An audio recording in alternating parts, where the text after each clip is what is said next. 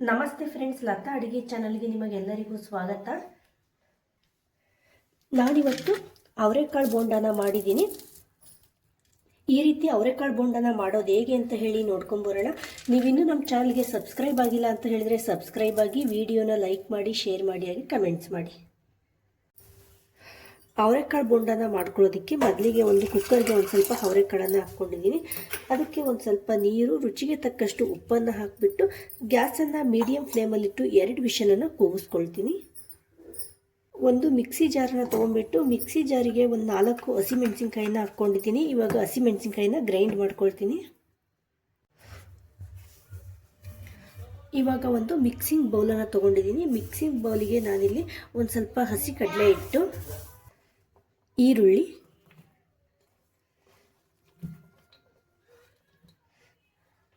ಸಬ್ಬಸಿಗೆ ಸೊಪ್ಪು,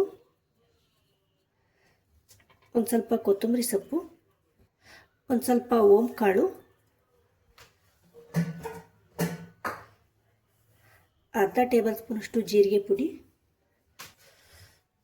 ರುಚಿಗೆ ತಕ್ಕಷ್ಟು ಉಪ್ಪು, ಖಾರಕ್ಕೆ ಪೇಸ್ಟ್ ಮಾಡಿ ಇಟ್ಕೊಂಡಿರುವಂತಹ ಹಸಿಮೆಣಸಿನಕಾಯಿ, ಬೇಯಿಸಿಬಿಟ್ಟು ಇಟ್ಕೊಂಡಿರುವಂತಹ ಅವರೆಕಾಳು.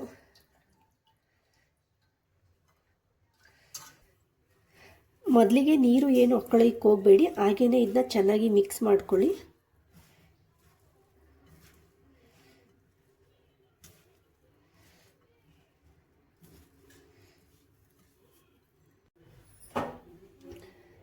ಚೆನ್ನಾಗಿ ಮಿಕ್ಸ್ ಮಾಡ್ಕೊಂಡಾದ್ಮೇಲೆ ಒಂದು ಸ್ವಲ್ಪ ನೀರನ್ನು ಸೇರಿಸ್ಕೊಂಡು ಬೋಂಡ ಬಿಡುವ ಅದಕ್ಕೆ ಕಲಿಸ್ಕೊಳ್ತೀನಿ.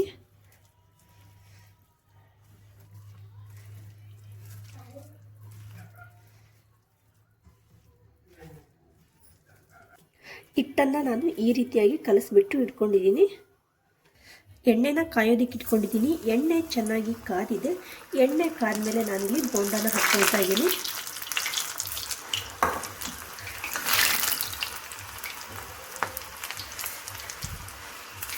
ಗ್ಯಾಸನ್ನು ಮೀಡಿಯಮ್ ಫ್ಲೇಮಲ್ಲಿ ಇಟ್ಕೊಳ್ಳಿ.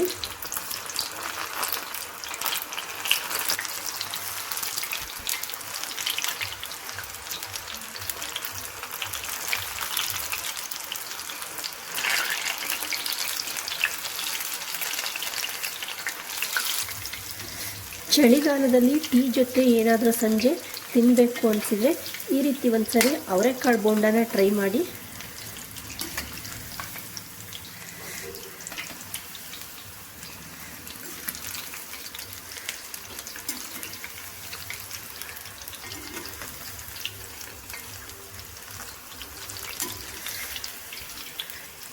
ಎರಡೂ ಕಡೆಯೂ ಸಹ ಬ್ರೌನ್ ಕಲರ್ ಬರೋವರೆಗೂ ಇದನ್ನು ಎಣ್ಣೆಯಲ್ಲಿ ಕರ್ಕೋಬೇಕು. ಇವಾಗ ಬೋಂಡ ಎರಡೂ ಕಡೆಯೂ ಸಹ ಬ್ರೌನ್ ಕಲರ್ ಬಂದಿದೆ. ಇವಾಗ ತೆಗಿತಾ ಇದ್ದೀನಿ.